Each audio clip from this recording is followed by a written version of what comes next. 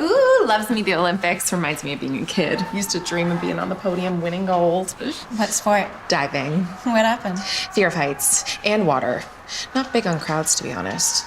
I also suffer from motion sickness. Yay, ladies. How fabulous to have a new series on the CBC that's female centric. Oh, yay!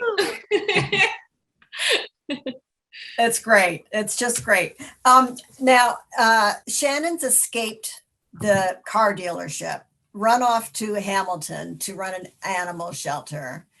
And what are her qualifications? Well, she's the director at the animal shelter, so she's going to be the manager of all of this eclectic staff, and eventually her family who would join her at work. Yeah, I get that, but it's different cars and animals. Yes, yeah. I think that the moving her to Hamilton and the shelter just kind of felt right for this big change in Shannon's life. Like, she's asking a lot of questions that and I'm sure a lot of women and people our age in their 30s ask themselves, like, what am I doing? What kind of work am I putting out into the world? What am I offering? And so she was searching for more, and she obviously has a huge connection to animals, and she has a family connection in Hamilton as well. So this job felt like the right fit for her. And she's definitely around a group of people that test her emotions and her abilities often. But it was really, really fun. And something that I said to the cast a lot, even, after our first day of shooting, and it's a testament to how great this group is and, the talent of these actors, is that the workplace feels and felt for me walking in as if it existed before. And, Strays could have been running for 3 seasons and Shannon could have walked through the door. Like, they had already fully realized their characters so in-depthly that it was kind of easy for me to be the fish out of water and kind of test the temperature. Yeah. Yeah, fish out of water. That's it, in the hammer. Yeah. Now, Tina, much of the humor in this series comes from the fact the girls deal with one another on different levels. There's like this public level. There's this real true self level that might be blunt. And then there's the kind of fronting level.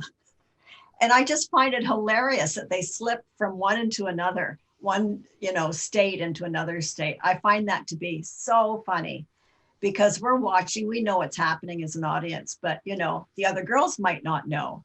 So, and I'm thinking you sometimes, you do give a lot of eye rolls to people, and I'm right there with you. So tell me how she views this new situation with this out of towner. Right. Well, like Nikki said, Nicole said, kind of the shelter life has been ongoing prior to her coming in. So more for Joy, it's kind of like getting used to a new boss that comes in. However, they were so used to having Todd, the previous boss that kind of ran the shelter, and she had a lot of problems with it. And yet she was used to the whole, the old fashioned way of the way the shelter was running. So when, Shannon steps in as a new executive director, she's here for new beginnings and new change, step towards the right direction where the shelter should go. And Joy really likes the idea of having, a stronger boss with, an agenda and, moving towards the right direction. So at the beginning, she's a little bit cautious and a little bit worried because she doesn't like personal changes for Joy. However, she quickly adapts to the new ways that she brings forth. And even though she doesn't quite like it, she does like it. And, she does give eye rolls, but she enjoys it in that sense. Yeah. And things are going to smooth out a little bit. And then other nicer problems will come up. Yeah, exactly. Now, Nikki, you get to play someone called Nikki. And she has such tremendous chutzpah that she verges on dangerous. I mean, she just walks out of the office and just walks in and just does her thing. And I won't give away some of the things that she does.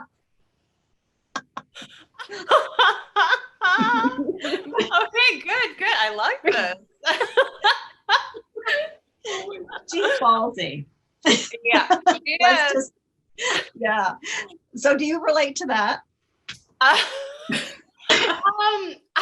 mean, I would love to say that I am nothing like Nikki, but I know that that's not true. Like, we are all just a little bit, if not very much so, just like our characters. I, of course, have way more empathy than Nikki.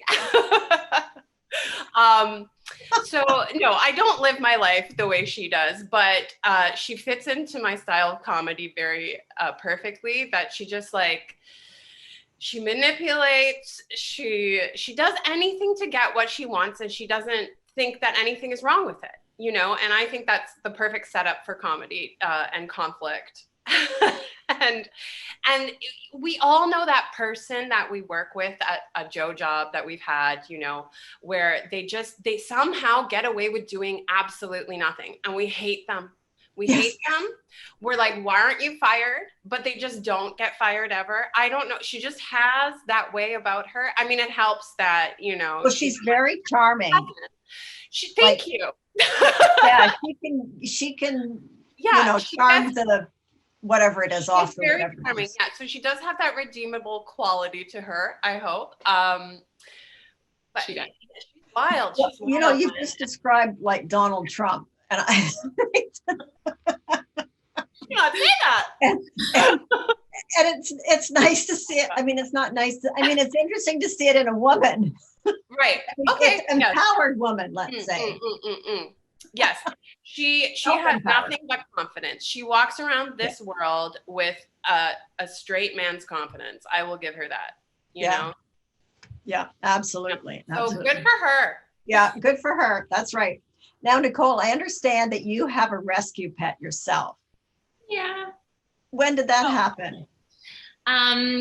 We adopted Kobe from a rescue in Costa Rica in October 2019. Is that a dog?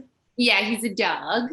He's out being walked right now. But so we got him like kind of right before the pandemic, which was perfect. But rescue and fostering his, like when I was a young actor, kind of serving and working in restaurants, and I didn't have like, you know, I couldn't really commit to a dog I would foster with Save Our Scruff in Toronto. So I would kind of welcome dogs into my home and then be heartbroken when they would get adopted. But it was something I really, really loved doing. So so for me and Shannon, this show feels like a good fit. And we got to work with a bunch of animals, which was crazy. And it's funny that she gives away the wrong cat.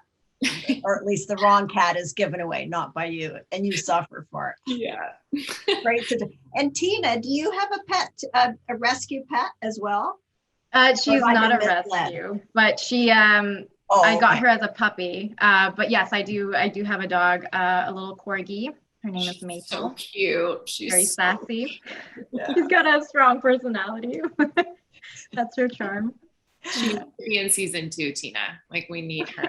I'm trying to figure out a way to get her in there. Well, I don't know why you've deprived us of having your pets around.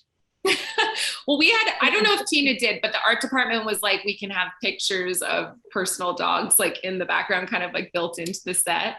Oh, yeah. But we actually worked with 2 animal trainers who have their own shelter and rescue program. So they actually brought a lot of their dogs that were comfortable, a lot of their animals, that were comfortable and that they felt confident would feel safe on the set. So it was actually, there was a bunch of rescues that we worked with. They were method actors. They were method acting. It was incredible. Or treat actors too, maybe. Yeah. And I think one of the crew actually ended up adopting a cat, I believe. So it was a nice. Oh, that's so fantastic. I get my cats generally from barns. Nikki, do you have a pet, or do you even like animals? I do not have a pet, but I do like animals. I've never grown up with a pet, so I'm a little perhaps awkward around them. But I mean, I may be transformed after doing this show. You may be. You absolutely may be. With quite a few. Yeah. Yeah. And I wonder as the season progresses, if you might get an animal in the shelter who's like really big or, you know, outside the general run of dogs and cats. Right. Will you? I Well, only saw 2 episodes. right. We definitely, Laura MacArthur, who is one of our animal trainers, has a rescue that does not just have dogs and cats. So you will see all sorts of animals. Frank, Yay. Frank, who plays Christian specifically, got paired usually with the most interesting of animals. Always. Everybody else like has a dog and a cat, and Frank walks in with a bird. Like a ferret. Or a ferret. Yeah. Yeah. He would. No, Yeah. that's very cool. That's very cool. There's a shelter near here out in Sunderland, and it's just monkeys, just capuchin monkeys. Oh my God. And my plan is to volunteer there when I retire. Because can you imagine It would be so how cool. fun that would be? Yeah. The Maybe- IKEA monkey went there, but they keep him anonymous. So yeah, That's so crazy. just a lovely idea to work in a shelter. Yeah. Anyway, thank you so much, ladies.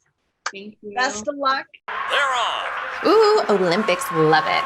Reminds me of being a kid and skating, dreaming of the cheering crowds. You were a figure skater? Sort of. I wanted to be one of the girls that goes on the ice collecting all the flowers after. Got my big break when my cousin Lori placed at nationals. Now, what happened?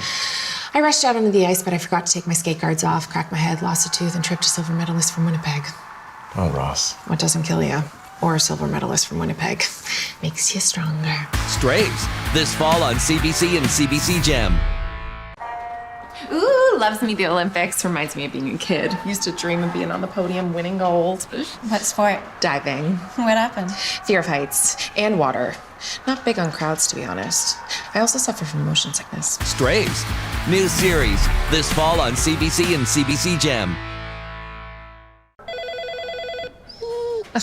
Guess I'm doing everything today. Hamilton East Animal Shelter. Now he's taking a break, apparently. Strays, new series this fall on CBC and CBC Gem.